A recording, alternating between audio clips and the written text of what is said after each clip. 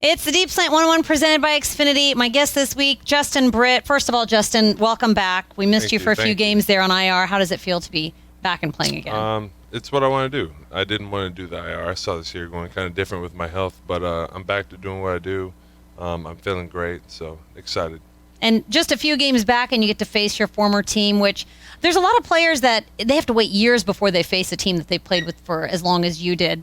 Was it kind of nice to get that out of the way? What was it like to face your former team? And I saw you afterwards, just all the guys coming up and talking to you after the game. Yeah, I thought it was really cool. It was a fun week prepping for them, kind of knowing who they are and what they do. I practiced against them my whole career. So to be able to kind of play against them was cool because, game and practice is a whole different world. So they fly around, they compete. I felt like we did the same, and I thought we had them till late. So it was a fun game, and I feel like a weight kind of been lifted off me, and just getting it out of the way early. Kind of revenge or whatever you want to call it. I didn't really view it that way, but I did want to play them. I like that you said your approach was the same. That you woke up the same time on game day. You did everything the same during the week. Mm-hmm. You knew you were going to get into a bar fight with them, but it didn't really change your mood. Is that sort of how you are in real life? You're just even keel? Because it seems like when you're on the field, you're a different person. You're obviously the football player in you comes out. I think so. I feel like for the most part, I'm pretty stress-free through life. I feel like I'm a strong emotional person, and so on game day, I kind of act emotionally in some regard, but I feel like I play better when I'm calm, when I'm poised. And so I try to just stay in that world, that realm, and try not to overdo or overthink things. Just keep everything. And that's kind of the way I was kind of raised by Pete Carroll and the Seahawks, is every week is the same week, approach it the same week. A championship mindset, because if you treat every game that way, where it's a championship game week 1 to week 18 now, then by the time you get in the playoffs and these crucial moments, your mind is already prepared for it. It's practice being in that moment because you approach every game that way. That makes sense because you've had a lot of changes around you, even on this O-line throughout the year. The guards have changed. The O-line's changed so much. How much has that approach helped you with just all the changes around you? Do you change how you play center based on who's next to you, or are you pretty much the same no matter who's around you? Mostly the same, but some ins and outs, how they fit blocks. Everyone's different, and so I feel like Coach Campen and Kugler, the O-line coaches, have done a really good job since OTAs, mixing up the lineup and forcing us to work with each other and just kind of gelling, because we know in the NFL, especially up front, things can happen. Camp likes to say, someone has a shoelace problem, someone else has to go in. And so you got to be ready to adapt and, work together and adjust accordingly. Oh, how did you adapted with a rookie and Davis Mills? I asked him the other day. He said that the quarterbacks and the centers, they meet throughout the week, and that's sort of what helps that chemistry, and you guys sort of develop that communication. But how's that been for you so far throughout the course of the year?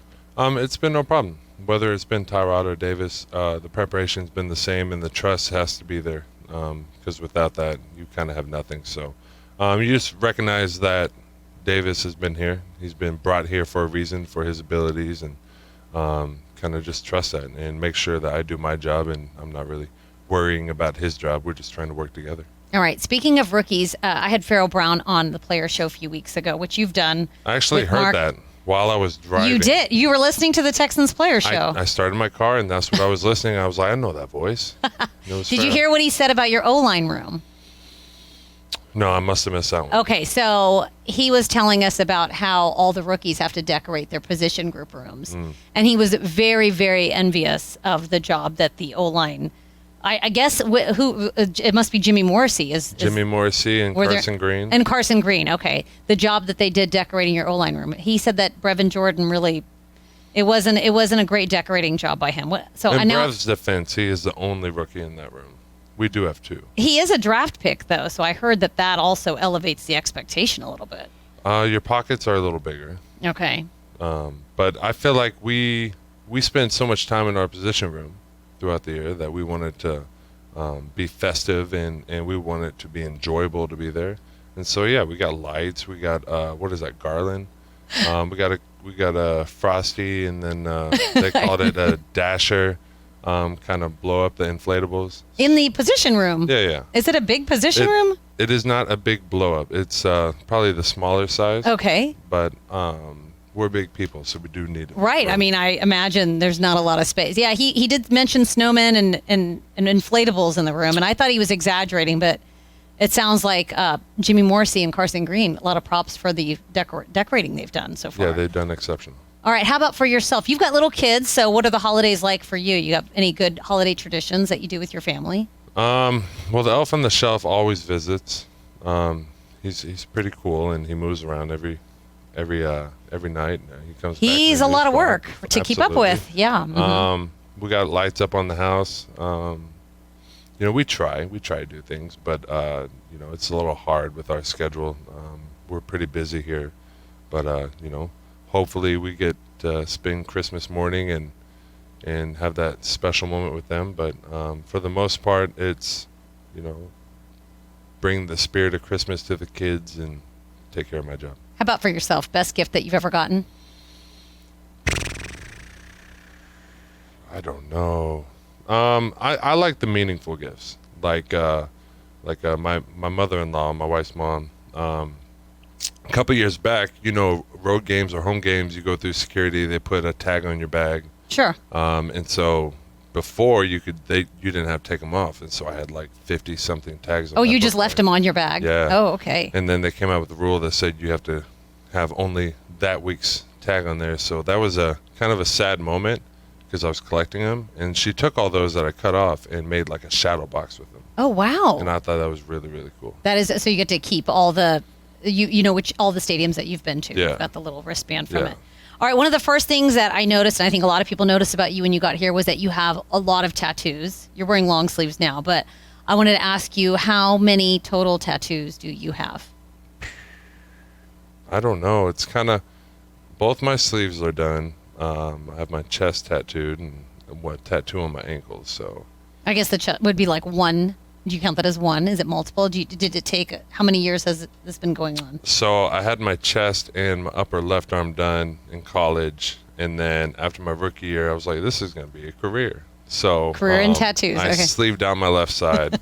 And then last year I didn't play, and that gave me an opportunity to sleeve out my right arm. So okay, because I was going to ask you what your most recent tattoo is. Would it be the right sleeve? yes. And Yeah. these are off-season projects. You do this in the off. I'm kind of the impatient person, so I'm very bad at coming up with ideas, how I want to express myself. But once it happens and I get it, I'm like, I have to get the tattoo now. Oh, okay. And so it was kind of spur of the moment. I had an idea.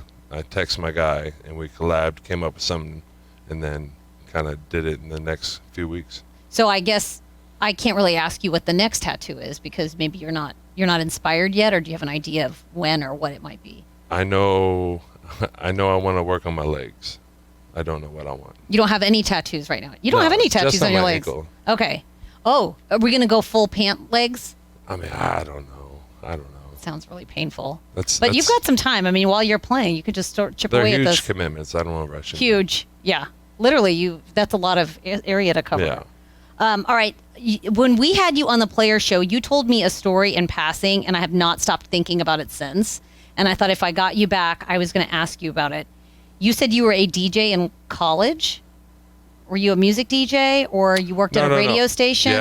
Yeah. Every Tuesday up there for 2 years during the season, I would go to the local radio station. This is when you were with the Seahawks. Right. And they would play music, but in between the songs, like the commercials, would be my time to talk. And it would just be, I was just kind of hosting it. I got to interview Post Malone one time. That's what I could not stop thinking about. He was randomly in the studio, and they were, you want to interview him? And I'm like, yes. Was he, did you know who he was? Was he big back then? This was shortly after his White Iverson came out, okay. And all that. He still had the braids and the no tattoos, so it was pretty cool. But I mainly just hosted the show and hit the button to play music, and I would take a call here and there. So were you by yourself in the radio studio? I mean, I had the guy who actually produced the radio station. Okay. He would kind of. But you were the host. You were the talent on the air. I guess so. Did you like doing that? Do you think you'd go do a career in radio? What'd you think about that? Well, it was cool. Like, are you into music? I am, but not in that regard. But it was cool to experience that and be in that environment, because I feel like it's made me more comfortable in a different way with like doing media and interviews and just having to use my voice. Were you nervous before you did that gig? I just didn't know what to do. So you feel like it's helped you in like a setting like this? You're more comfortable now. If I did it again, I could do it better.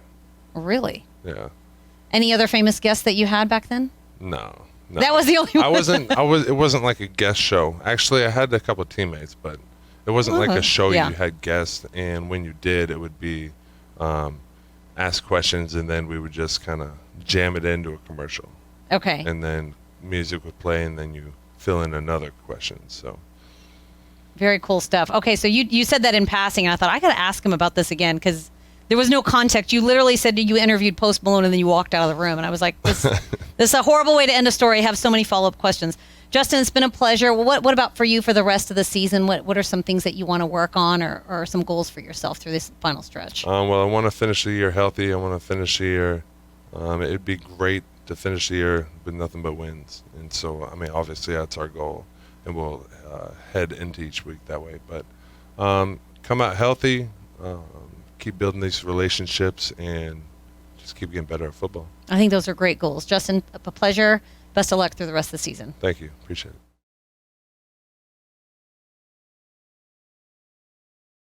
Thanks for watching, and go Texans. Like, subscribe, and ring the bell for new content.